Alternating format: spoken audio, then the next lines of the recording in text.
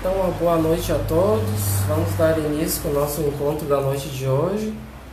Hoje o estudo Introdução, o estudo reflexivo da doutrina espírita, uma proposta da Federativa do Estado do Mato Grosso a todas as casas espíritas. Então a gente parou no encontro 16, nós estamos na influência dos espíritos em minha vida, espíritos perturbadores. Então nós vamos dar de início, vamos ler uma mensagem para nos harmonizarmos, do livro Sinal Verde, do Francisco Cândido Xavier, o espírito André Luiz. O título é Separações.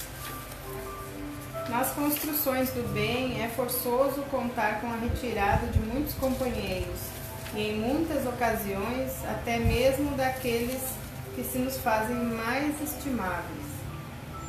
É preciso aguentar a separação quando necessária, como as árvores toleram a poda. Erro grave reter conosco um ente amigo que anseia por distância. Em vários casos, os destinos assemelham-se às estradas que se bifurcam para atender aos desígnios do progresso.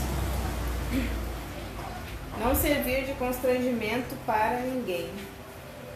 Se alguém nos abandona em meio de empreendimento alusivo à felicidade de todos, e se não nos é possível atender à obra em regime de solidão, a divina providência suscita o aparecimento de novos companheiros que se nos associam à luta edificante.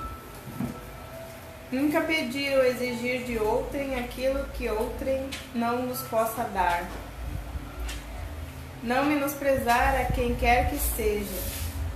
Saibamos orar em silêncio uns pelos outros. Apenas Deus pode julgar o íntimo de cada um.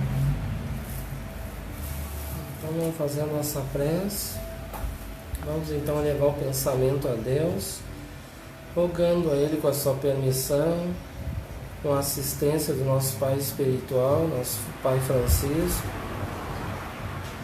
e a todos os nossos familiares que nos acompanham, os nossos mentores, amigos, nos inspirem nesta noite, que a gente tenha um bom entendimento, que flua o pensamento nesta noite, com vibrações amorosas, e neste clima de paz, de harmonia, não só aqui dentro, mas que possa irradiar também para o ambiente externo, para o nosso bairro, para todos aqueles que estão vibrando conosco positivamente pela internet, para que possa estar em sintonia com o estudo da noite. Então assim damos início com as nossas atividades, que assim seja. Então o título é A Influência dos Espíritos em Minha Vida, Espíritos Perturbadores. Vamos então fazer a nossa reflexão inicial do tema. Vamos fechar os olhos, entre em contato com você mesmo em essência, buscando sentir-se profundamente. Busque se sentir um espírito imortal. Você sente a influência dos espíritos em sua vida? De que forma?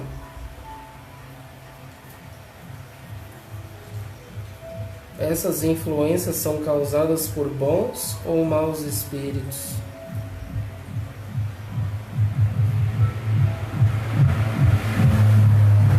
Você sabe a forma como pode prevenir as investidas dos espíritos perturbadores? Você a tem utilizado? Deixe os seus pensamentos e sentimentos fluírem, evitando qualquer mascaramento num processo de auto-engano. Seja verdadeiro ou verdadeira com você, analisando-se com autenticidade. Então vamos abrir os olhos para as reflexões da noite. Então a gente no encontro passado, a gente estudou o livro dos médiuns, né? O livro dos médiuns, no capítulo 28 da obsessão, das obsessões, né? itens 237 a 241. Então a gente viu a obsessão simples, né? A fascinação e obsessão por subjugação. Então esse estudo já é importante para quem também vai estudar mediunidade, né? Vai participar um dia, de repente vai ser um trabalhador de reuniões mediúnicas, né? Então isso aqui é muito importante, né? Esse estudo aqui. A gente estava comentando que a gente estudou, né? Se aprofundou no estudo da mediunidade, aí depois a gente estudou sobre as obsessões, né? Uma síntese das obras de Manuel Filomeno de Miranda, que ele dá relatos ali, casos, né, de obsessões, né? Espíritas falidos, que a gente mencionou os livros todos lá no encontro passado, né? Então hoje nós vamos ver então os meios de se libertar da obsessão. Então a gente estudou no encontro passado os tipos de obsessões, né? Refletiu bastante. E principalmente fica o alerta para todos, né? Principalmente espíritas, que acontece muito esse ataque, né? Essa investida das trevas que está muito intensa sobre todos aqueles que querem, né, se tornarem pessoas melhores, querem buscar, né, os ensinamentos de Jesus, da doutrina. Então o ataque vai ser em todos, né, sem exceção, né, sem obstáculos nenhum, né? Então nós vamos ver aqui meios de se libertar da obsessão. Aqui no livro diz assim, ó, temos à disposição 2 movimentos de grande importância para que evitemos processos obsessivos. Jesus nos asseverou: vigiai e orai para não cairdes em tentação. Pois bem, a vigilância de nossos pensamentos e atitudes constitui poderoso meio de profilaxia. Profilaxia seria a cura, né?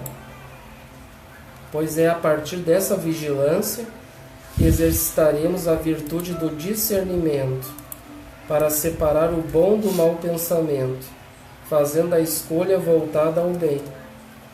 Então é imprescindível a recomendação do Evangelho de Jesus, né? Orai e vigiai, né? Lá em Marcos 13:33 ele explica melhor, né? Ele diz olhai primeiro, depois vigiai e orai. Primeiro vem o olhar, né? Observar, prestar atenção no que está acontecendo, né? Aí depois o orar, né? Entrar em oração e vigiar os pensamentos para não cair no erro, né? Que é muito importante. Então a oração, por sua vez, como já estudamos, atrai os bons espíritos para junto de nós, e estes fortalecem a nossa vigilância. A oração, como é proveniente de nossa energia mental, formada de pensamentos e sentimentos nobres, e de uma vontade atuante, cria uma psicosfera salutar que nos protege das investidas do mal. Então a gente já estudou nesse livro também sobre a oração, a prece, né? O pessoal da internet não acompanhou porque a gente começou há pouco tempo, né? Mas a gente já tinha estudado sobre a oração. Então a oração é muito importante, né? Então a oração são sentimentos, né? Isso é pensamentos, sentimentos e vontade. Então nós vamos emanar bons pensamentos, sentir aquilo que nós estamos emanando, né? E vai ter uma ação, né? Vai ter uma ação que vai complementar essa tríade, né? Esses pensamentos, sentimento e vontade, que tudo vai gerar uma ação, né? Benéfica. Como diz aqui que esses sentimentos nobres de uma vontade atuante, criam uma psicosfera salutar que então nos protege dessas investidas do mal, né? Então a gente vai criar uma psicosfera, vai criar uma proteção na nossa volta, né? Que vai nos proteger dessas energias, né? Muitos deles vêm carregados de energias deletérias, então eles não vão conseguir adentrar no nosso psiquismo, né? Vai ser a nossa proteção. Assim como, por exemplo, um bombeiro que vai entrar num ambiente em chamas, que está aquela fumaça, ele bota toda aquela roupa, não bota? E ele entra lá e faz o que tem para fazer, tranquilo, não se contamina, né? Um ambiente contaminado com alguma irradiação, alguma coisa, tu bota aquela roupa protetora ali, também não vai te contaminar, né? Então é como se nós criássemos essa roupa protetora, essa camada que vai nos proteger contra esses ataques. Então é muito importante que a gente tem que saber valorizar a prece, né? Que muitos às vezes dizem, mas está acontecendo tanta coisa ruim na minha vida, eu oro, né? Ou então ele diz, melhor ainda, ele diz que reza, né? Ele reza, mas não resolve. O que adianta o rezo, né? Que na verdade tem uma pequena diferença, né? Tem uma diferença entre oração e reza, né? A reza, na verdade, muitas vezes é um balbuciar de palavras, né? É o rezar, né? É o petitório, aquele repetitivo, incessante. É ficar repetindo muitas vezes quem reza o terço, ficar rezando ali, mas só com palavras, né? Então, na verdade, nós espíritas, a gente deve usar o termo prece ou oração, né? Que a prece e a oração, então, ela é um sentimento, é essa tríade, né? Pensamento, sentimento e vontade, né? É prece ou oração. Então, dito a palavra rezar já vem já de outras religiões, né? Que traz essa palavra reza, né? Claro, muitos às vezes falam, às vezes reza no lugar da oração, mas ele não sabe onde diferenciar, né? Ele faz sua prece de coração, e diz muitas vezes, ele fala o rezar, né? Mas na verdade não é o rezar, né? Então a gente não sabe ainda o valor, a importância da prece, né? Nas nossas vidas, que ela tem uma ação muito benéfica, muito importante, que vai nos proteger, vai nos sintonizar com boas energias, com os benfeitores que vão poder nos aconselhar bons pensamentos. Então, a prece também não é aquela coisa de, mas eu não posso ficar rezando muito, porque senão vai dar muito trabalho, né, para os benfeitores. Para eles não se importam, né, gente? Até a gente comentou sobre isso. Às vezes surgem dúvidas, né? Tá, mas será que eu posso ficar toda hora pedindo ajuda? Pode, deve, né? Pedir ajuda, se tiver que estar num mau dia, que tiver que pedir 24 horas, que peça, né? E tudo também é muito importante, que a gente já estudou também, fazendo uma síntese dessa oração que a gente já estudou, quem acompanhou. Existem muitos rituais também, né? Pessoas que acendem vela e tudo mais, que oram para imagens, né? Na verdade, as imagens, os rituais, isso aí de nada importa, né? De nada vale para Deus, né? Porque ele pode muito bem acender uma vela, mas fazer aquela prece de coração, né? Então o que vai valer é o pensamento, o sentimento e a vontade. Não vai ser o ritual, né? O ritual externo, no caso, né? De acender vela. Não é a vela que vai iluminar, né, a oração, né? Não é tu rezar ali, como muitos dizem, orar por uma imagem de um santo que vai resolver, né? Fica ali conversando com a imagem, né? Mas sim o sentimento, né, que vai gerar a ação, né? Aquele sentimento. Então é muito importante a gente saber um pouco sobre isso, né? Então, nada obstante a não realização desses movimentos, cedo ou tarde leva-nos à obsessão. E a depender do grau dessa, outros meios serão necessários para a libertação da enfermidade obsessiva.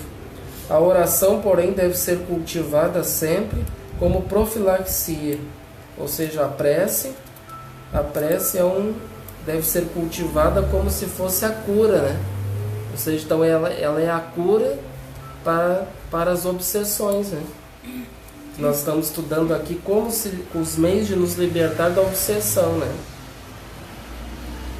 Mas então tudo vai depender da nossa oração, se vai ter esse sentimento, né? Bom sentimento que vai gerar um bom pensamento, o sentir aquele bom pensamento do coração, que vai gerar essa ação benéfica, né? Porque de nada adianta eu fazer uma prece, muitas vezes, ó, como a gente estava dizendo, uma reza ali, só falar e não sentir, né? Aí não vai ter ação nenhuma, né? Vai ser como se estivesse falando ali e não vai ter resultado. Então, de modo a evitar esse processo, caso ele já esteja estabelecido como um recurso fundamental para a superação e para evitar que retorne. Então a pessoa, se já está iniciando num processo obsessivo, que ela percebe, ou muitas vezes, como a gente comentou no estudo passado, uma pessoa nos orienta, né? Conversa com a gente, diz, você está, né? Tá com algum problema, está equivocado nas suas ações, nas suas atitudes ou palavras, né? Então ela vai ver no comportamento e vai conversar com a pessoa. E é muito importante também, para realizar esse movimento de benéfico, né, de cura, ele pode fazer a prece, mas se ele não tiver a humildade também de reconhecer que ele está equivocado, ele tem o orgulho dentro dele e não aceita que o outro diz que ele está passando sob a influência, não, aí talvez ele se irrite e fala que o outro é que está, eu não estou, quem, né? Capaz, jamais eu vou estar obsediado, né? Muitas pessoas podem chegar a esse ponto. E aí, se ela não tiver humildade para reconhecer, para refletir, para cair em si, né? E aí então fazer essa prece de coração, ela não vai conseguir se libertar, né? Que ele pode fazer uma prece, mas se ele não sentir aquilo, ele não tiver humildade para aceitar que está passando por influência negativa, aí então ele vai continuar no processo, né? Então é fundamental que a pessoa reconheça e se humilde, né? Humilde o seu orgulho.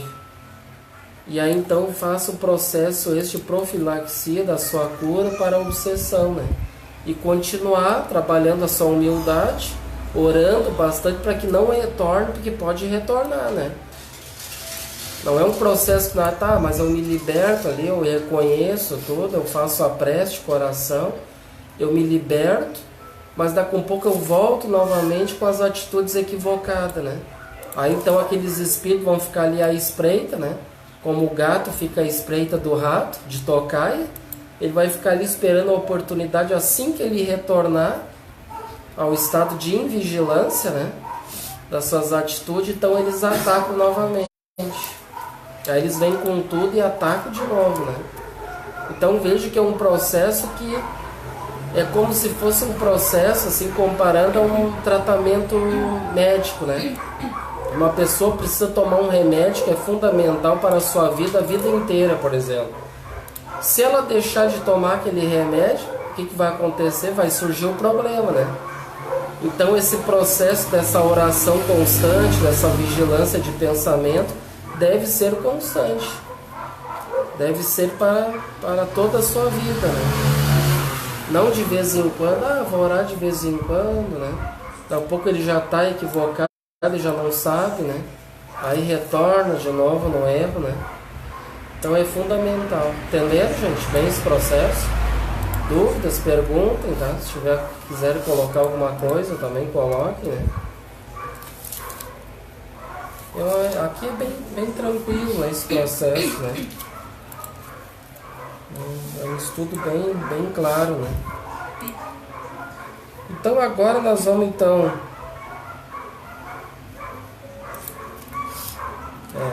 Então a esse respeito analisemos a seguir um texto de Allan Kardec inserido no Evangelho segundo o Espiritismo. Então agora a gente vai estudar o Evangelho segundo o Espiritismo no capítulo 28 e trecho do item 81. Então, por gentileza, lê de preferência esse aqui, que nós vamos falar a mesma língua aqui, que é a tradução de Guilhom Ribeiro. Aí tu pode acompanhar, mas tu vai ver que ele vai dar uma diferencinha. Onde é que é? Capítulo 28, lá pro final, lá, trecho do item 81. 7, 28. Item 81.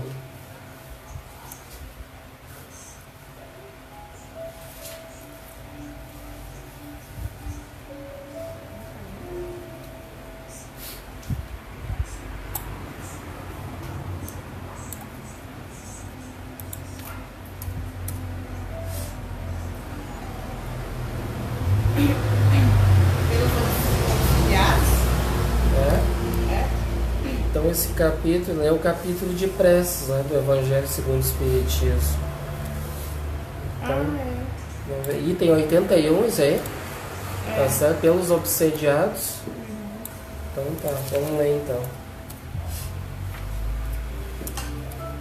A obsessão é a ação persistente que um espírito mau exerce sobre um indivíduo. Apresenta caracteres muito diversos, desde a simples influência moral, sem perceptíveis sinais exteriores, até a perturbação completa do organismo e das faculdades mentais. Oblitera, não sei o que é isso. Todas as faculdades mediúnicas. Traduz-se na mediunidade escrevente pela obstinação de um espírito em se manifestar, com exclusão de todos os outros. Os espíritos maus pululam em torno da terra, em virtude da inferioridade moral de seus habitantes. A ação malfazeja que eles desenvolvem faz parte dos flagelos que a humanidade se vê a braços neste mundo. A obsessão, como as enfermidades e todas as tribulações da vida, deve ser considerada prova ou expiação, e como tal, aceita. Do mesmo modo que as doenças resultam das imperfeições físicas, que tornam o corpo acessível às influências perniciosas exteriores, a obsessão é sempre o resultado de uma imperfeição moral, que dá acesso a um espírito mau. A causas físicas se opõem forças físicas. A uma causa moral tem-se de opor uma força moral. Para preservá-lo das enfermidades, fortifica-se o corpo. Para isentá-lo da obsessão, é preciso fortificar a alma, pelo que necessário se torna que o obsidiado trabalhe pela sua própria melhoria, o que as mais das vezes basta para o livrar do obsessor, sem recorrer a terceiros. O auxílio destes se faz indispensável quando a obsessão degenera em subjugação e em possessão, porque aí, não raro, o paciente perde a vontade e o livre-arbítrio. Quase sempre a obsessão exprime a vingança que um espírito tira e que com frequência se radica nas relações que o obsidiado manteve com ele em precedente existência. Veja-se capítulo 10, item 6, capítulo 12, item 5 e 6. Tá bom aí então. Então comentem aí, né, o que vocês acharam importante. Mais ou menos aí nessa tradução da ID aí deu pra... No sentido de ter algumas coisas até que é mais fácil compreender, né? Então aqui, querem comentar aí alguma coisa do texto? Eu acho que ali ele comenta também a fortalecer o corpo, né, e a alma, né? Então, a alma seria os pensamentos que a gente tem que estar sempre vigiando e olhando, né? O que realmente às vezes acontece uma coisa que sabe, que tem às vezes um estalo, não, isso daí é uma coisa que já não te deixa muito confortável, né? E eu acho que no momento ali tem bastante ataque, né, agora também. Então, às vezes, o que eu acho que quer dizer ali também é assim, às vezes tem certas situações que são justificadas, alguns erros que são justificados. Então a gente tem que cuidar isso também, né? Então, fala ali da alma, porque às vezes a gente está com a alma fraca, a gente aceita, mas faz isso porque nem o Maquiavel, os fins justificam os meios, mas nem sempre, né? Nem sempre isso não funciona, né? E quando a alma fica ruim, o corpo padece também. Aqui diz assim que para preservá-lo das enfermidades, que causa doenças, obsessões, fala no texto. Fortifica-se o corpo. Para isentá-lo da obsessão é preciso fortificar a alma, né? Pelo que necessário se torna que o obsediado trabalhe pela sua própria melhoria, o que as mais das vezes basta para o livrar do obsessor, sem recorrer a terceiros. Então é um processo assim bem simples. Claro que dá bastante trabalho, né? Simples no sentido literal, né? Mas na prática aí o bicho pega, né? A gente sabe que dá trabalho, mas é que a gente deve fazer um trabalho constante, né? Um esforço, né? E uma pergunta assim que veio do além, né? Que pode acontecer, né? Às vezes tem pessoas que estão acompanhando, que não tem muito conhecimento da doutrina. Às vezes a pessoa percebe que tem pessoas que não sabem o que é mediunidade, né? Que a gente estudou. E daqui a pouco a pessoa está perturbada, né? Está desequilibrada, está perturbada, está entrando em processo epilético muitas vezes, né? Epilepsias, desmaiando, muitas coisas acontecem, ou doenças mesmo, né? E aí acontece, como diz aqui, recorrem a terceiros.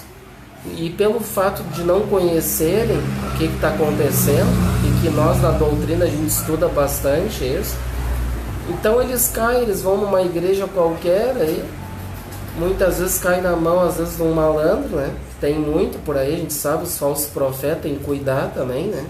Ter toda uma atenção. Então eles já estão ali cheios de vontade para pegar aquela presa, né? E aí, então vem aqui que eu já boto o evangelho aqui, já boto a mão em ti, já cai, já acontece aquele processo todo de expulsar o demônio, né? Como muitos dizem. O teu processo está tudo resolvido. Mas será que está resolvido? Que é como a gente estudou aqui, não basta eu fazer um processo externo. As coisas externas eles vão pegar e vão dar risada. Vão dar risada, porque não é isso aí que vai afastar eles. O que vai afastar é a pessoa ter bons pensamentos, né? Ter uma boa prática das virtudes, que a prática das virtudes vai fortalecer a alma, a prática moral, né? E que a gente trabalha bastante na doutrina espírita, a conduta da pessoa, os bons pensamentos, o sentimento e a vontade, né? Aí entra a oração e a vigilância, né? E a oração que vai ser o meio de cura, né? Então não vai ser um terceiro ali que vai pegar, botar uma Bíblia na minha cabeça ou a mão, vai me jogar no chão que vai me curar. Não é assim que funciona o processo. Então o processo, qualquer um de nós a gente pode realizar, né? Qualquer um de nós podemos realizar. Que o próprio Cristo nos ensinou no Evangelho. Ele diz que vós sois deuses, né? Vós sois o sal da terra, vós podeis fazer o que eu faço e muito mais se eu quiserdes. Se tiverem fé, né? Do tamanho de um grão de mostarda, ele diz. Podeis fazer o que ele faz e muito mais. Né? E aí precisa da vontade, né? E precisa da fé, e ele dá a fé do tamanho de um grãozinho de mostarda, que é um grãozinho bem pequenininho, né? Ele não diz que tem que ter uma fé do tamanho de uma montanha, né? Que nem ele, mas uma fé do tamanho, uma fé pequena, mas que tem essa fé pequena juntada com o pensamento, o sentimento e a vontade, a gente pode realizar ações, né? Mas a pessoa tem que acreditar, né?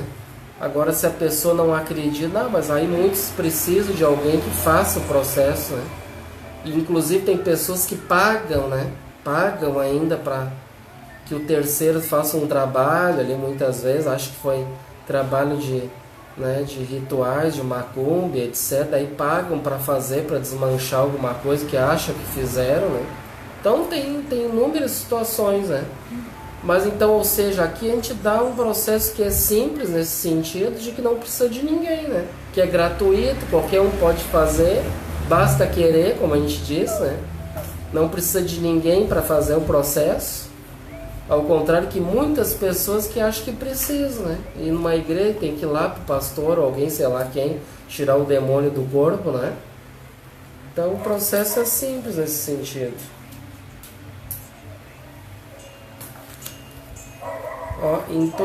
Aqui diz, em todos os casos de obsessão, a prece é o mais poderoso auxiliar, ó, de quem haja de atuar sobre o espírito obsessor.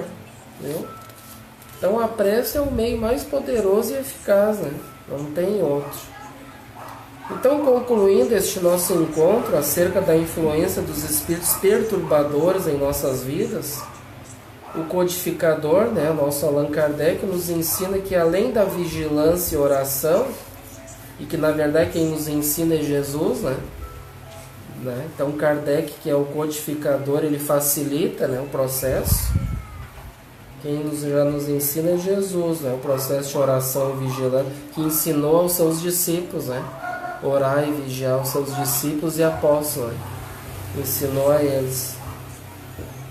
A melhoria moral do encarnado é fundamental, ó, para a prevenção das obsessões.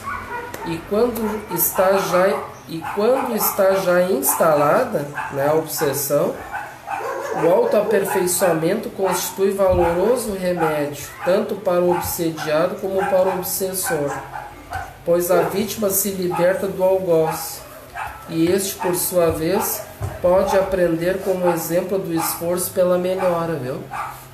Então, todos nós, a gente passa por processos de influência, nós temos nossos inimigos. Se não tem inimigos do passado, que a maioria de nós temos, a gente pode ter os inimigos do próprio Espiritismo, né? Que vão fazer de tudo para que essa doutrina não cresça, né? Para que não haja adeptos, para que não dê continuidade a esse trabalho, né? Então tem uma grande espíritos trabalhadores das trevas que fazem de tudo para impedir qualquer trabalho do bem na Terra, né?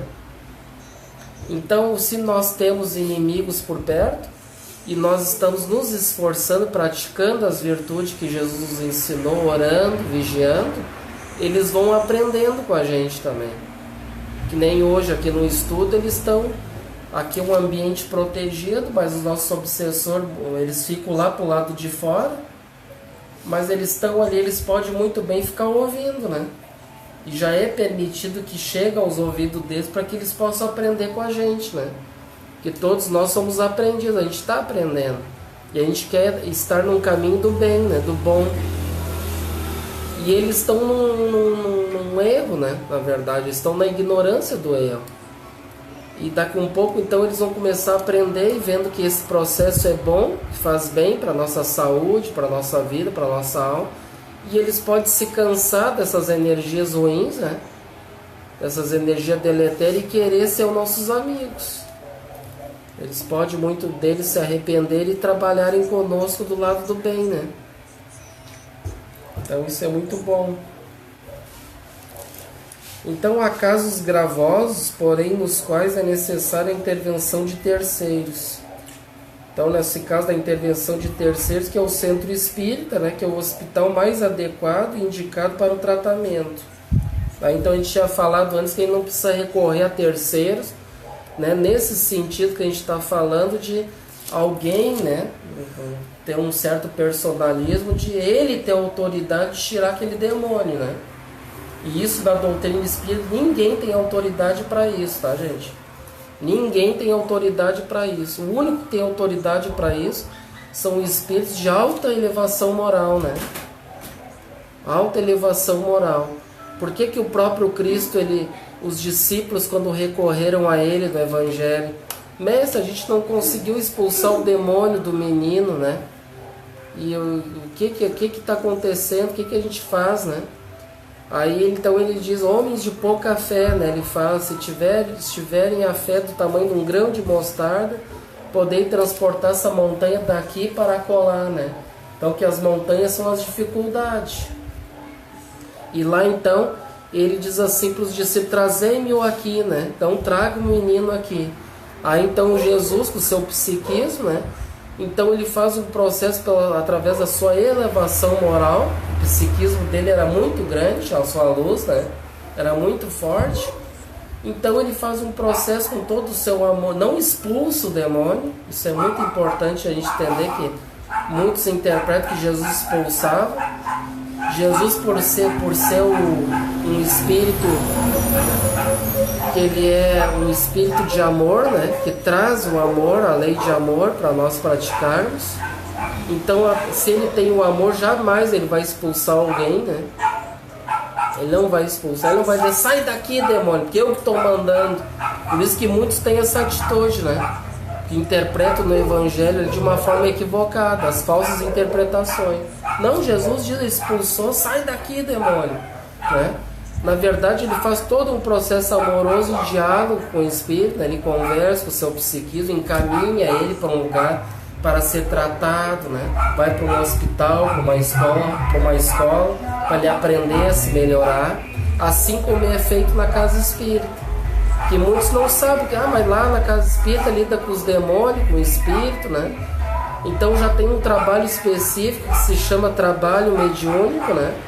Que aí então vai acontecer esse processo de diálogo com esses espíritos, né? Perturbadores. Então nós vamos esclarecer eles à luz da doutrina espírita, à luz do cristianismo, né? Através dos ensinamentos de Jesus, dando a ele uma oportunidade de ele se melhorar, né? É isso que acontece. Nada de expulsão de demônio. E sem personalismo, né? Nem uma casa espírita deve se colocar na situação, não, mas ela vai lá naquela casa espírita, tem um cara lá, ou uma mulher que tira todos os demônios, né, do corpo. Então isso não é uma casa espírita, né, gente? Pode estar com o nome de casa espírita, mas tem algum processo aí que está equivocado, né? Então vai lá para fazer esse tratamento que diz aqui. Então o que tem na casa espírita? Se a pessoa está passando por um processo obsessivo, ela vem até a casa espírita, vai ter as preces, né, iniciais, vai ter uma palestra, né, vai ter uma exposição evangélica, né, à luz da doutrina espírita. Então a pessoa vai escutar aquela palestra, o obsessor já vai estar ali, já vai estar escutando junto, né? Vai estar aprendendo, vai estar sendo envolvido por aqueles bálsamos de amor, que o clima da casa espírita, uma casa espírita séria, vai ter toda essa proteção no ambiente, para que não entre um espírito perturbador para quebrar tudo lá, arruinar o lugar, o ambiente, né? E aí então depois vai passar para o processo de passes, que o processo de passe é como Jesus já nos ensinou, que é o processo de transmissão de energias fluídicas, né, através da imposição de mãos. Não tem nenhum caso ali de pessoa que não conhece, acha que o pão das mãos vai estar expulsando demônios. Não, são transmissão de energia. E se aquele espírito, né, ele quiser ser ajudado, ou muitas vezes ele é convidado a um diálogo, então daí ele aguarda ali então na casa espírita para o trabalho mediúnico, né? Para ser atendido esse espírito que está prejudicando a pessoa. E isso tudo depende também de todo o merecimento da pessoa, né? Tem tudo, não é o fato de simplesmente que vai tirar esse obsessor da vida dela. Tudo depende da conduta, como a gente diz aqui, né? De nada adianta a pessoa. Muitas vezes ela vem na casa espírita e por não conhecer todo esse processo, ela vem, eu estou com um espírito, eu quero que tire de mim, quero que resolva o meu problema. E daí então uma casa espírita séria vai dar toda a orientação para ela. Não, você tem que, né, vai ter que passar, ela vai ter que aprender. É muito importante que, se ela puder, ela estude, né? Olha a importância do grupo de estudo, né? Para a gente aprender o que está acontecendo. Não basta tirar aquele espírito dali, não é assim que funciona. Então é isso que aconteceu, né? E que Jesus já nos ensinava. E os discípulos, então, aqueles que praticam as virtudes, eles devem, né? Aqueles que são os dirigentes da casa, eles devem praticar as virtudes, dar os bons exemplos, porque eles vão atender esses espíritos, né? Então Jesus ensinou os seus discípulos que tem uma fé do tamanho de um grão de mostarda, né? Que é o mínimo que ele exige. Ele não diz que tem que ter uma fé do tamanho de uma montanha, né? Eles não têm uma pequena fé, vontade, né? Que pratique as virtudes. E aí então tu pode, através do processo amoroso, conduzir esses irmãozinhos, né, que estão obsediando, né, para um lugar melhor, né? Desde que eles queiram também, né? Porque eles podem não aceitar, né? Pela dureza dos seus corações, né? Então é feito todo esse processo. Muitas vezes vai ter que levar mais vezes esse processo, né? Não vai ser só de cara na primeira reunião que já vai afastar, né? Ele vai encaminhar, muitas vezes vai necessitar de mais reuniões, né? Porque ele está um processo muito vingativo, enraizado nele, que talvez é difícil para ele se desprender dessa pessoa, né? E aí às vezes a pessoa se coloca como coitadinho do processo, né? Que ele está passando pelo processo obsessivo. Mas aonde está o devedor, existe o cobrador, né? O que ela fez, né?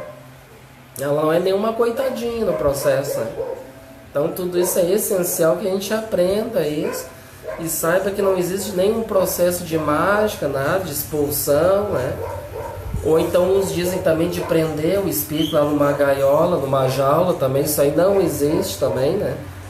Podem até prender, né? Casa espírita que não é séria, né? Outros tipos de religião que pode já ouvir comentar de prender ou de acorrentar o espírito. Não vai incomodar mais, nós vamos prender ele em tal lugar, vai ficar lá. Mas vocês acham que ele vai ficar para sempre lá?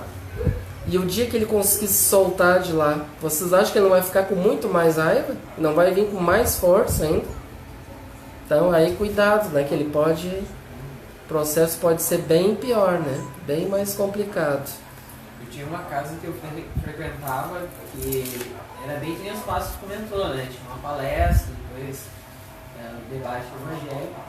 E era uma casa, era lá na praia, né? E era muito comum ter a manifestação durante o evangelho.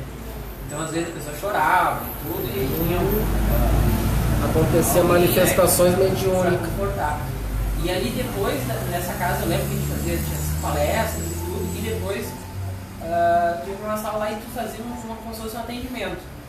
E que esse atendimento ele ia vendo de acordo com o teu nível espiritual. Assim. Então, por exemplo, se ele via por exemplo, que estava sendo uma pessoa que estava sendo obsediada, ele ia fazer um tratamento. É bem que nem tu falou, ficava várias vezes até. E nessas sessões aí, eu lembro que um dos médiums conversava, recebia e iam conversando, né? E geralmente, o que eu notava assim, às vezes eram espíritos que estavam até perdidos. Não necessariamente seriam um obsessor teu, mas pela tua energia que tu tinha, tu atraía esses espíritos que estavam perdidos e ficavam em volta, sem saber o que fazer, né? E tinha esses tratamentos. E eu lembro que teve várias vezes, às vezes que eu tive que ir, e era um tratamento, realmente. Eles iam conversando, olha, por que tu tá assim? Tu vai reconhecendo como é que estava, né? E ia melhorando, tinha um caso uma vez que ele até reconheceu que era uma pessoa que tinha sofrido um acidente e não sabia que tinha falecido. Ele dizia, como é que tu tá?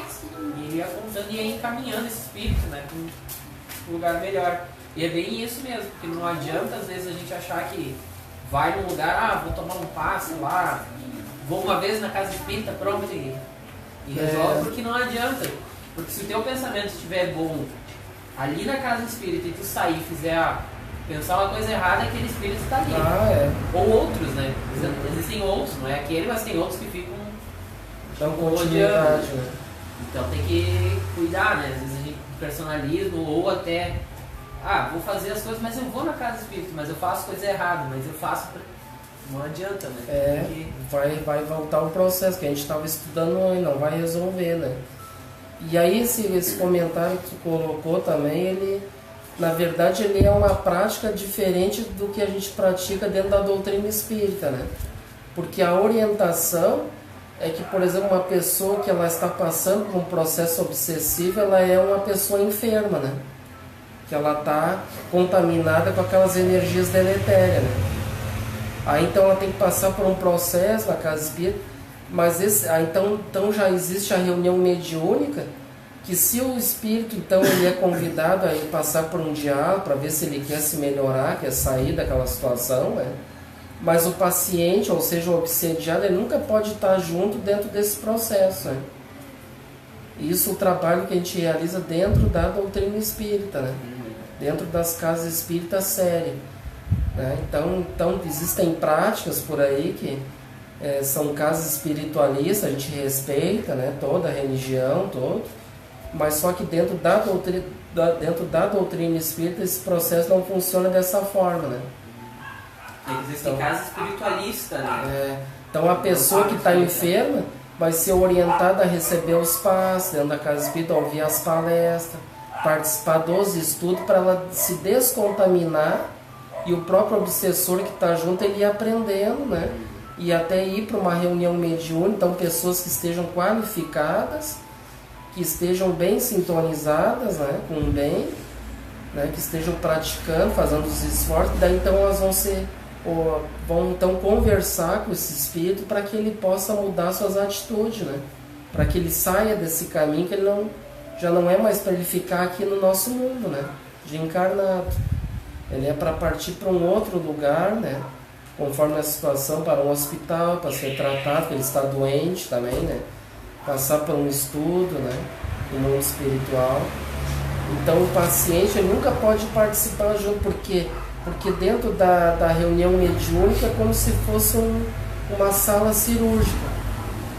Então os benfeitores fazem todo um processo de asepsia, né, do ambiente, para não contaminar o ambiente, que pode ser realizado até cirurgias ali tudo. Então os próprios materiais cirúrgicos que existem no mundo espiritual, eles têm que estarem todos, né, passar por toda uma asepsia para não contaminar o paciente, né? Eu lembro que era bem separado. Quem dava palestra era uma casa grande, né? Isso que eu não sei, às vezes dizem kardecista, mas não sei. Era setores, né? Então assistia a palestra, por exemplo, no Evangelho, tudo, daí fazia uma consulta, eram pessoas diferentes, né? Salas, locais diferentes.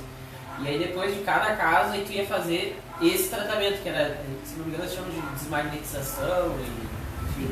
É um processo diferencial, era diferente. Né? E quando tinha esse caso aí que eles reconheciam o assessor, por exemplo, ou conversavam, era uma sala totalmente separada. Né? Era tudo, não era a mesma pessoa, por exemplo, que te dava um passe. Sim, mas no caso o obsediado ele tá junto ali na sala, né? Sim. Pois é, daí no nosso caso que a gente estava comentando, dentro da doutrina, não pode o paciente ali, o enfermo, estar dentro da sala. Somente os desencarnados autorizados que vão passar por um diálogo ali para ver se ele quer ir para um hospital, né? E é feito toda uma proteção daí para que ele não contamine o ambiente, né? Então é um trabalho diferente, né? E outra coisa que tu tinha comentado antes também, que tu falou que durante a palestra acontecia também muitas manifestações mediúnicas, né? Comunicações. Não deve acontecer, mas pode acontecer, né? Dentro da casa espírita, pode acontecer. Mas se caso acontecer, no nosso caso, a pessoa então ela é convidada a ir para a sala do passe, vai ser aplicado um passe nela, né? Vai tomar uma aguinha para se acalmar, tudo. Então quando ela estiver melhor, ela retorna para a palestra e, né, segue o barco, né? Não deve acontecer o que está acontecendo na palestra, um pouco um espírito, uma pessoa levanta ali mediunizada ali por um espírito e começa a conversar, passar comunicações, não é correto, né? Então a pessoa deve ser, os dirigentes devem, né, levar a pessoa para a sala de paz, que é separada, né, para que a pessoa possa ser tratada, né? É coisas importantes que é bom a gente colocar, né? Pra muitas pessoas podem ter dúvida, né? Até é bom que façam perguntas, né? Se tem alguma dificuldade dentro daquilo que a gente pode responder, né? Então assim então há casos gravosos, né? Porém nos quais é necessária a intervenção de terceiros, que é o centro espírita, que é um hospital, né? Mais adequado e indicado para o tratamento. Então que a gente explicou, né? De que forma a instituição pode auxiliar nos casos de obsessão? Quando o centro espírita desenvolver o seu trabalho de acordo com os postulados cristãos, este centro torna-se tal qual um oásis espiritual, onde os doentes de vária ordem encontram a água límpida que auxilia nas feridas morais. Então é trabalhar a parte moral, né? Como tu diz, não adianta expulsar. Muitos ali tiram o espírito, mas a pessoa não melhora a parte moral, os espíritos voltam, né?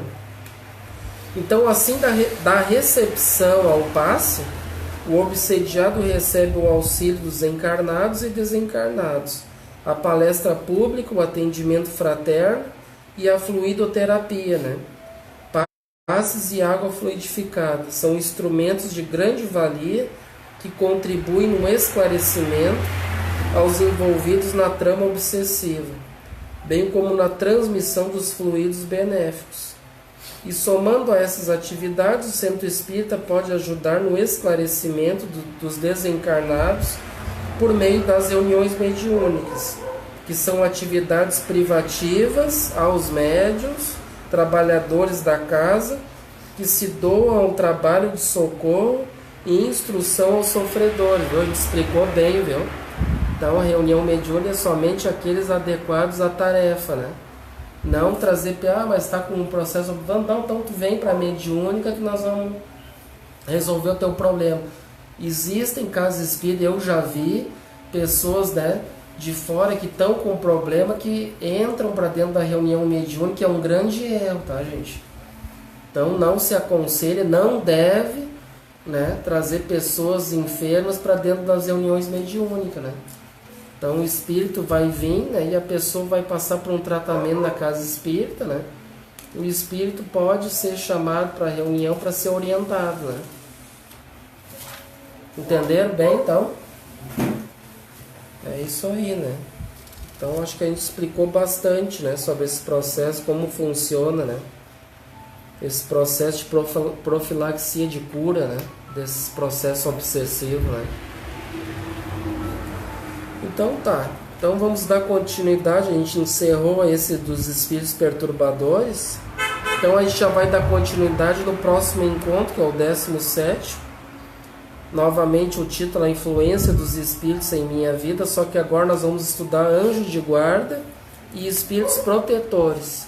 Então a gente estudou os maus, né, feitores, agora nós vamos estudar os benfeitores, né, os anjos de guarda.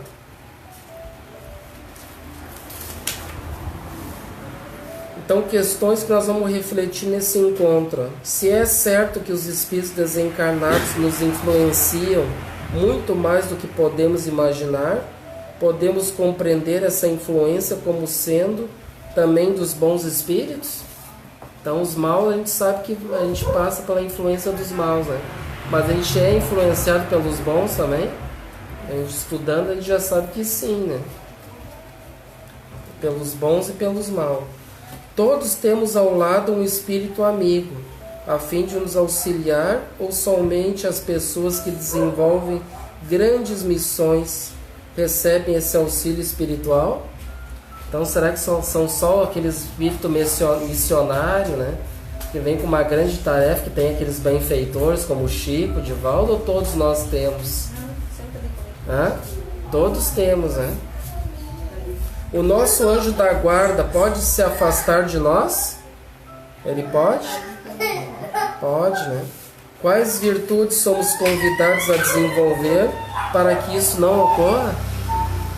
Então, qual é que devemos praticar para que esses nossos benfeitores não se afastem de nós, né? Então é que nós vamos estudar nesse encontro. Então vamos o título, Anjo da Guarda, nós vamos estudar. Agora que já sabemos sobre a influência dos espíritos inferiores em nossas vidas e os meios que eles se utilizam para nos assediar, estudaremos acerca do auxílio constante que recebemos dos bons espíritos, pois que estamos rodeados de uma tão grande nuvem de testemunhas. Isso aqui eles tiraram lá, quem fala isso aqui é Paulo de Tarso, né? Que diz lá no Evangelho, lá nas cartas dele, que somos rodeados por nuvem de testemunhas, né? Então essa nuvem são os espíritos que nos rodeiam, né? Então a gente pode estar até escondido lá no banheiro, lá achando que aqui ninguém está me vendo, que na verdade estão, né? Eles estão vendo o que a gente está fazendo. Então essa nuvem pode ser boa ou má, depende dos espíritos que a compõem, né? Então agora nós vamos novamente no Evangelho segundo o Espiritismo, no capítulo 28, novamente. Allan Kardec propõe a prece aos anjos guardiões e aos espíritos protetores. Ao induzir a oração, assim expõe no item 11. Então, no item 11 do capítulo 28.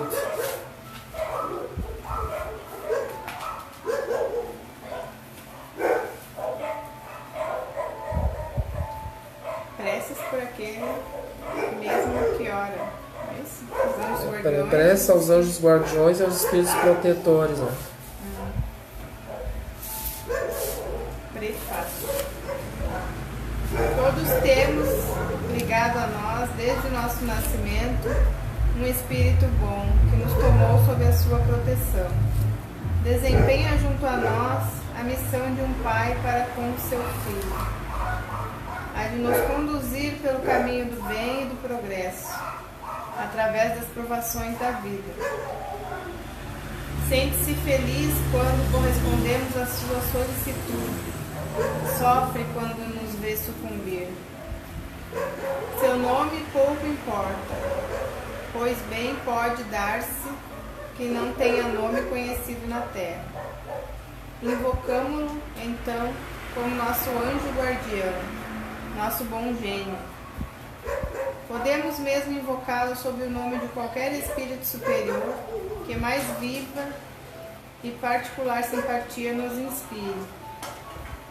Além do anjo guardião, que é sempre um espírito superior, temos espíritos protetores que, embora menos elevados, não são menos bons e magnânimos. Contamos-los entre amigos ou parentes, ou até entre pessoas que não conhecemos na existência atual. Eles nos assistem com seus conselhos e, não raro, intervindo nos atos da nossa vida. Espíritos simpáticos são os que se nos ligam por uma certa analogia de gostos e pendores. Podem ser bons ou maus, conforme a natureza das inclinações nossas que os atraem. Tá bom, né? Dá para nós explicar um pouco. Então aqui eles dizem, né, que nós todos temos a missão de um pai para com um filho, né? Ou seja, esses benfeitores que vão nos zelar por nós, né? Pode nos conduzir pelo caminho do bem e do progresso, através das nossas provações, né? Então ele sente-se feliz quando correspondemos à sua solicitude, né? Então quando ele fica faceiro, feliz, quando ele vê que a gente está praticando as virtudes, que está no caminho, esforçando o caminho do bem, né? Daí eles ficam contentes. Mas aí eles ficam também, sofre quando nos vê a gente sucumbir, né?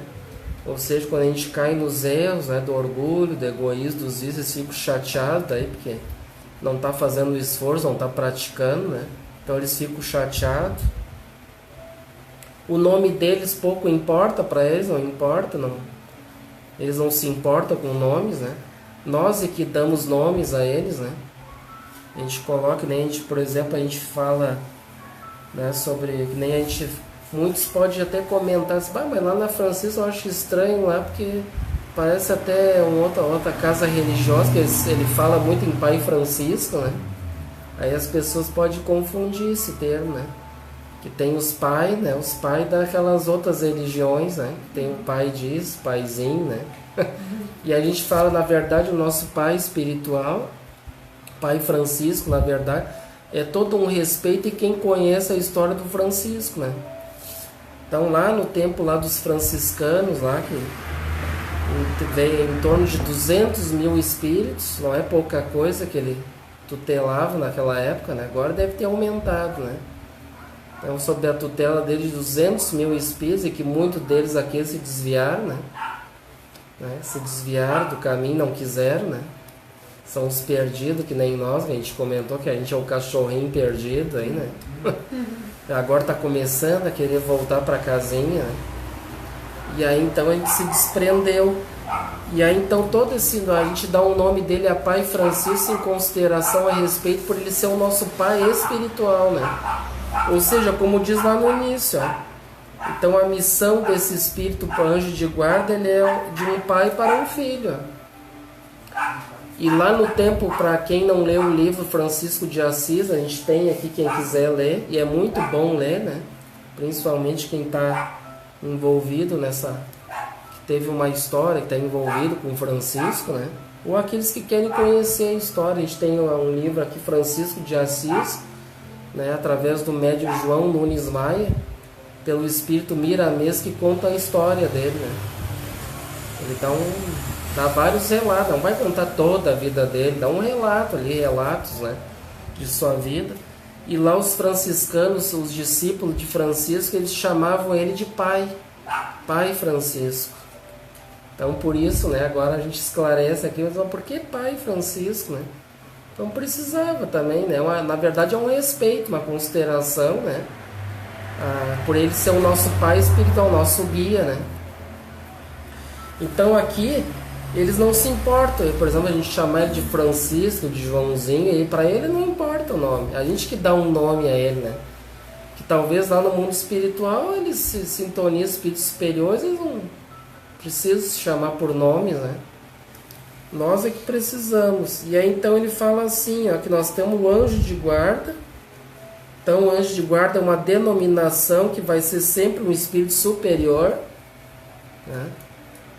Então anjo de guarda, as pessoas podem pensar que mas anjo de guarda seria um espírito como Jesus Cristo, né? Não, né?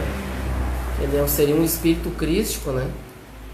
Na verdade não, é uma denominação que a gente dá a um espírito superior a nós, né? Todos nós vamos ter.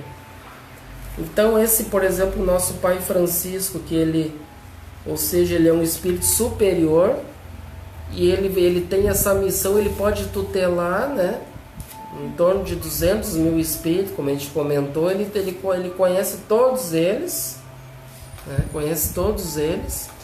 conhece pelos nossos nomes, né, e sabe toda a nossa história, aqueles que estão perdidos, daí eles vão fazer um trabalho ali, a família, para trazer de volta, né, os perdidos do caminho, né, mas sempre procurando fazer parte daquela família. Porque o certo é uma família universal, né? Uma família universal, né? Sob a tutela de Jesus Cristo, né? Que é o governador do nosso planeta.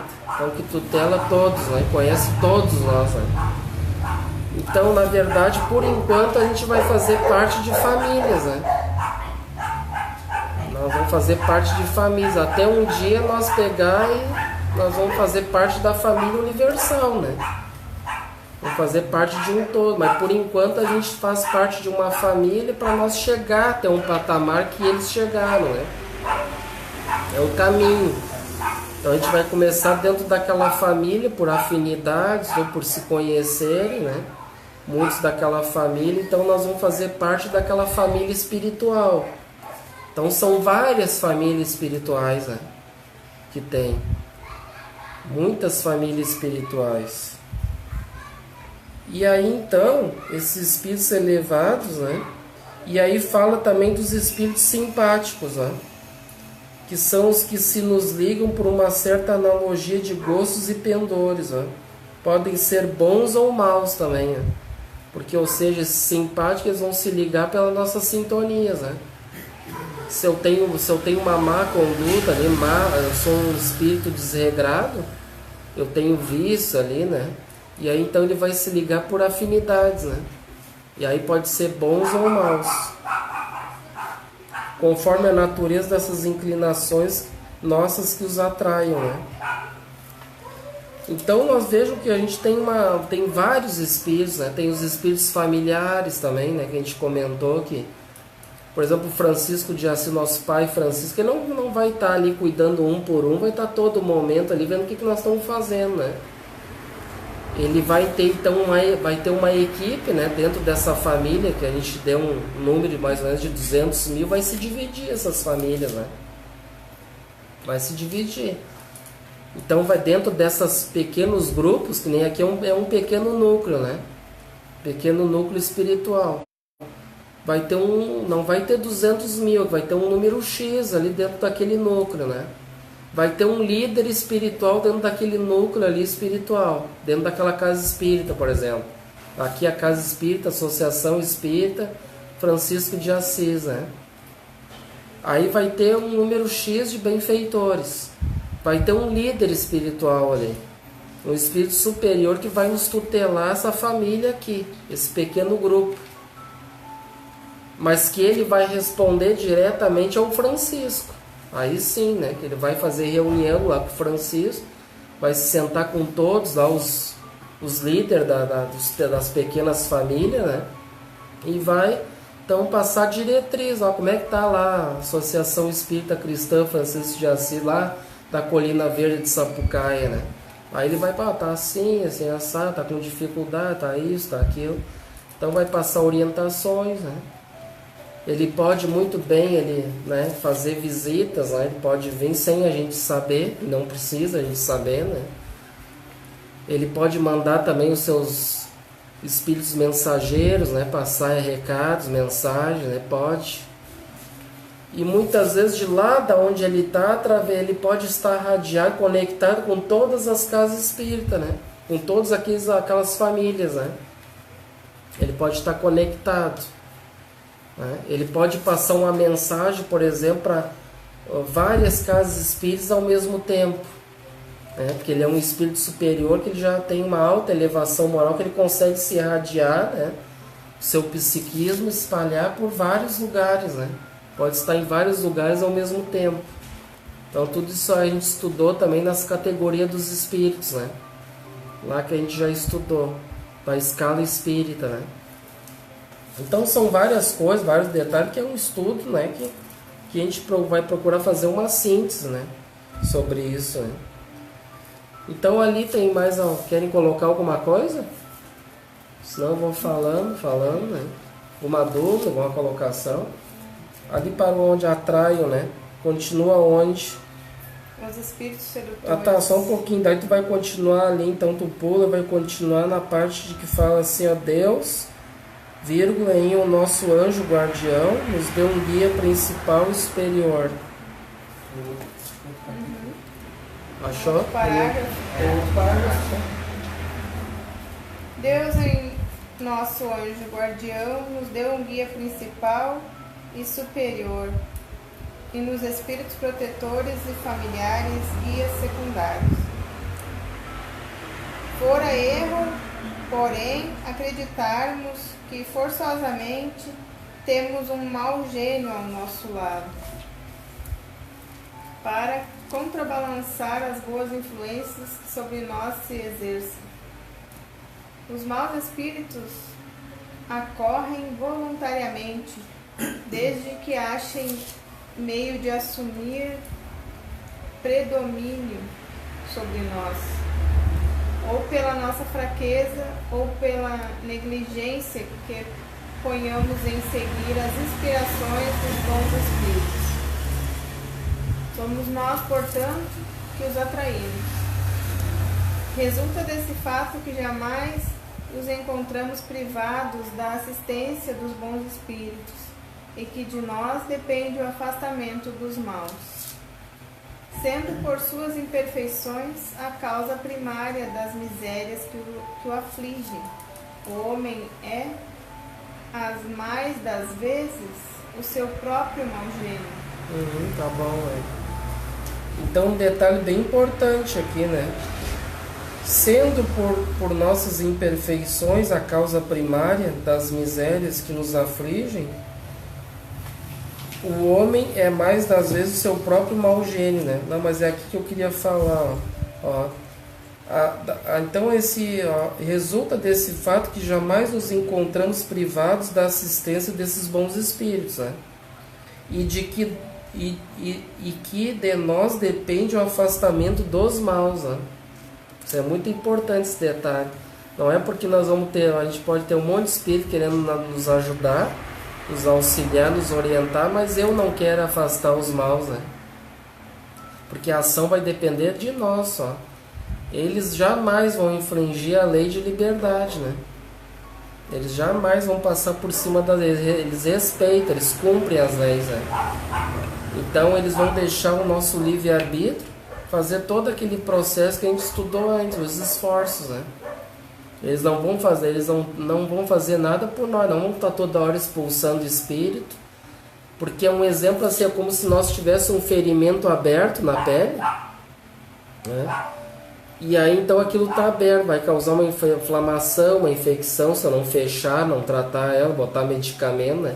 Se eu deixar aquele ferimento aberto, as moscas não vai atrair as moscas. E aí então se eu não fizer uma cura para aquilo ali que a gente estudou antes, não tapar o ferimento, né? Orar, não vigiar, não praticar as virtudes, então, se eu não tapar aquela ferida, né? Aí se eu não tapar ela, continuar aberta, eu vou espantar as moscas ali, né? Vou ficar toda hora abanando, espantando, mas elas vão voltar, entenderam?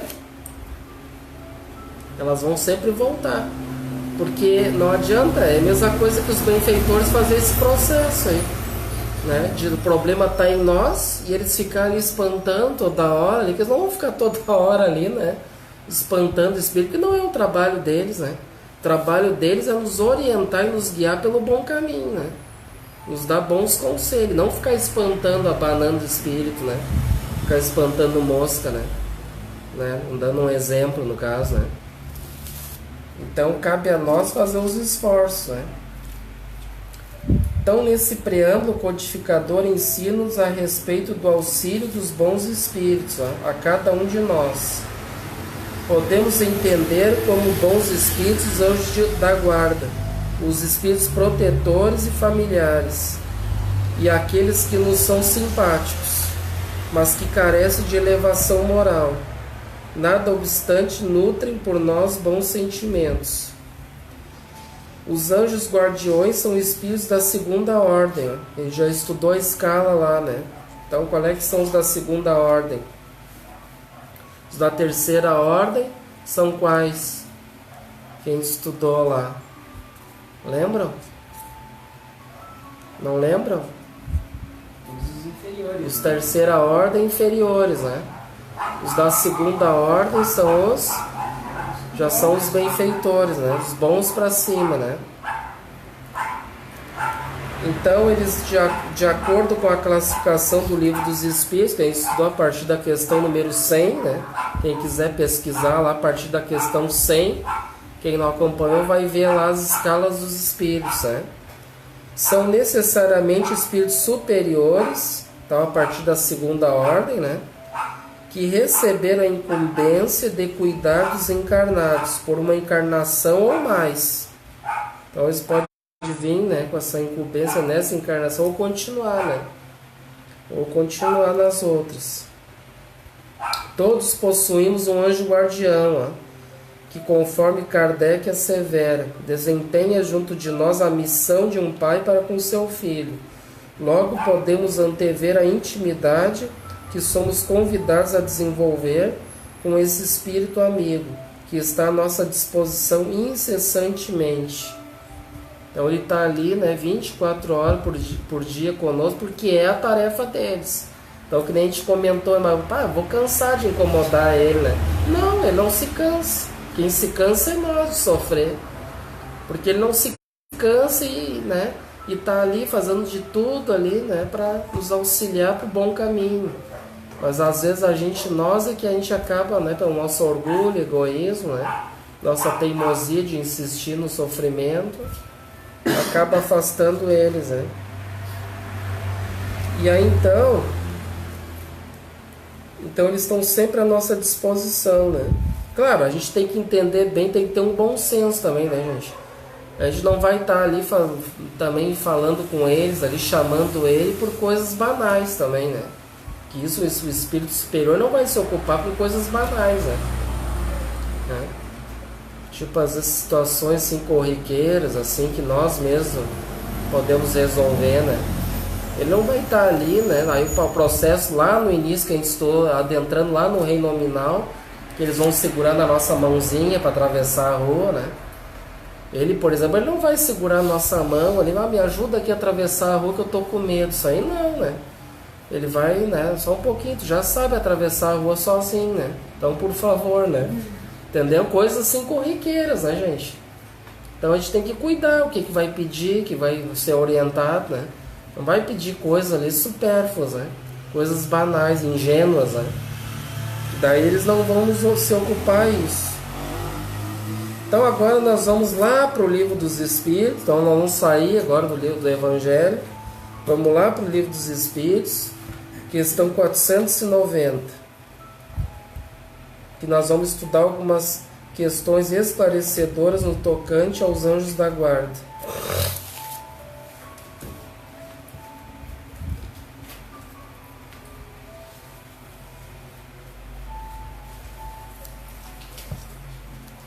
Acharam a questão 490?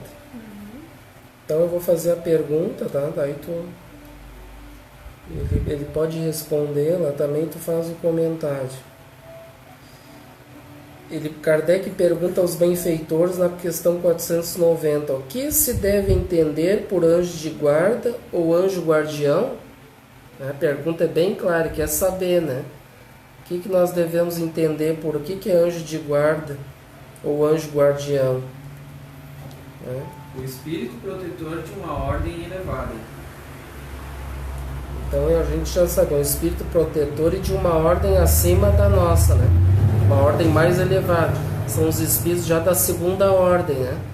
Que a gente estudou.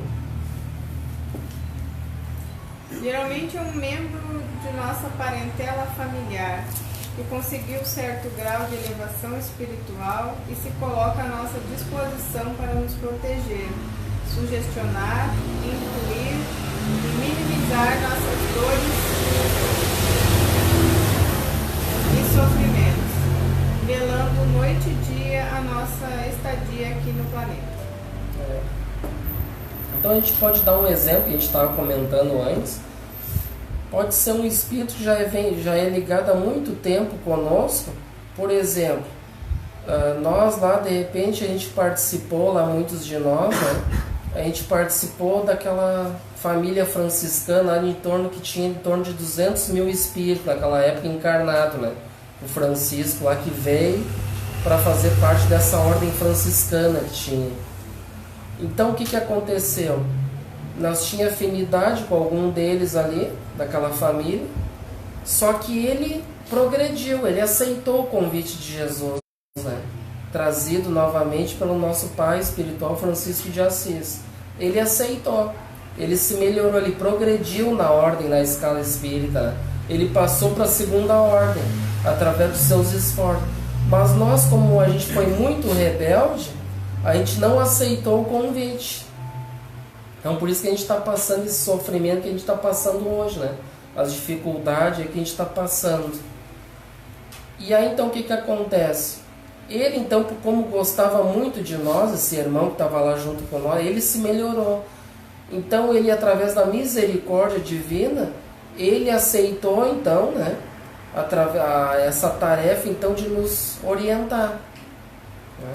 Então é muito provável que esse nosso anjo de guarda pode ser aquele lá que aceitou, né? Muito provável que seja, e que a gente não aceitou. E que está agora então nos encaminhando para que a gente aceite, né? Que a gente não aceitou. Então agora a gente vem reencarnando, e ele vem vindo, e como diz aqui, pode ser o mesmo, né? Que vem vindo, tentando ali, trabalhando para que a gente consiga, né, passar para essa segunda ordem, né? Então já são espíritos que já vêm passando por muito tempo, muitas datas conosco, né? Já tem uma sintonia, já nos conhece bem, né? Pode ser que não é uma... Não estou aqui determinando que seja assim, né? Estou dando um exemplo, né? Para que, com certeza, é um espírito que já passou para a segunda ordem através dos seus méritos e esforços, né? Porque ele aceitou o convite, passando para a segunda ordem, ele já tinha aceitado, né? Nós é que fomos os rebeldes ainda, né? E não aceitamos. Então agora vamos para a questão 492. Então pula uma questão, né? Kardec pergunta: o espírito protetor se dedica ao indivíduo desde o seu nascimento? Então Kardec quer saber. Então esse protetor ele já se incumbe dessa tarefa, já se dedica a nós, no caso, desde o nosso nascimento?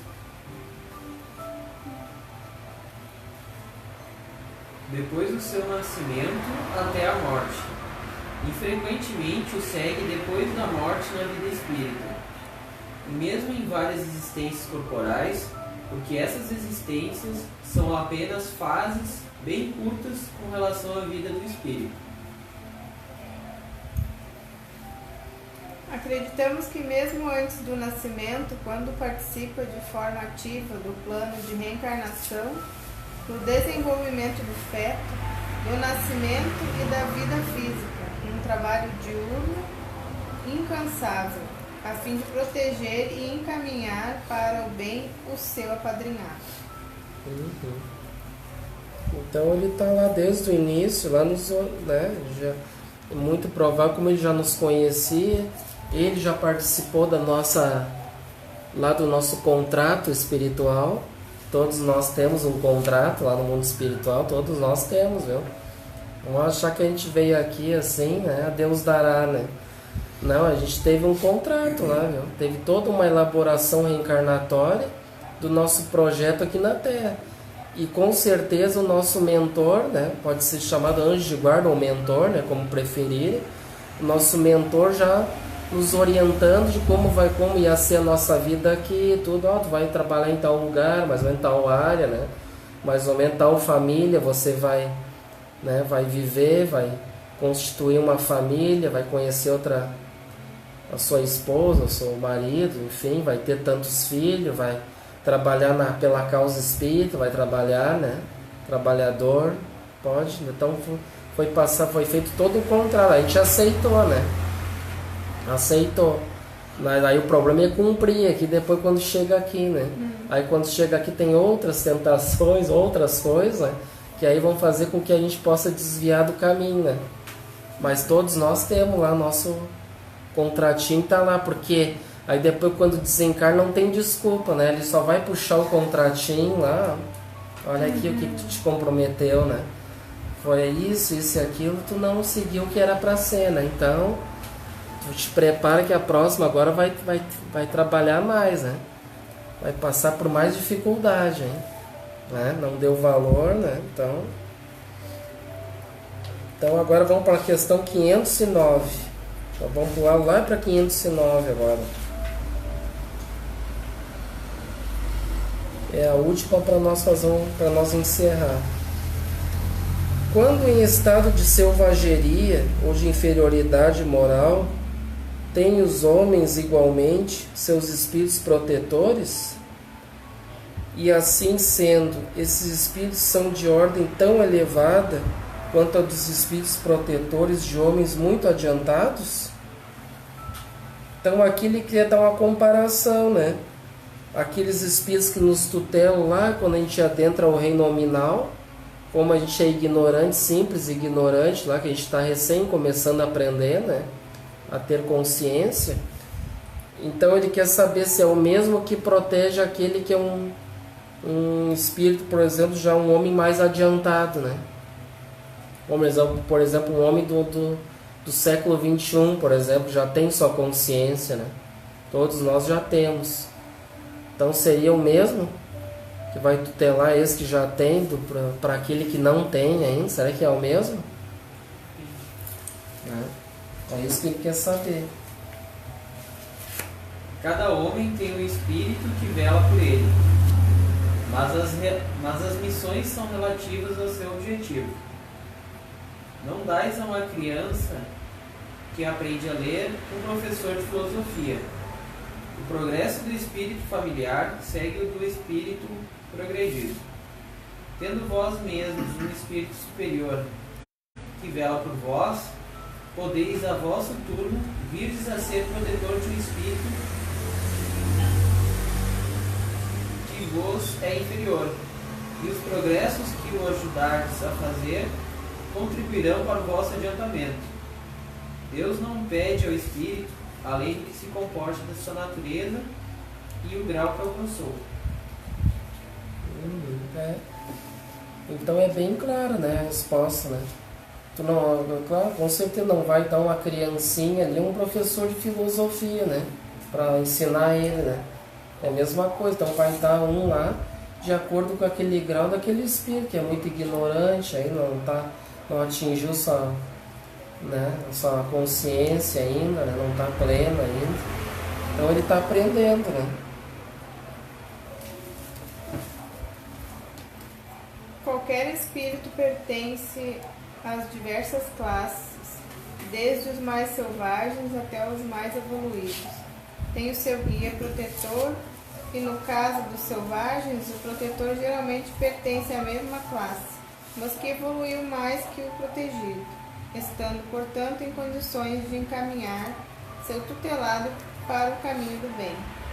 Mesmo entre os espíritos menos evoluídos, se encontram aqueles que se destacam dos demais, e são esses os escolhidos para exercer a missão de anjos da guarda. Então nós vamos, já estourou o horário, tá, gente? Então a gente vai fazer um encerramento para não se atrasar, né? Já passou 1 minuto.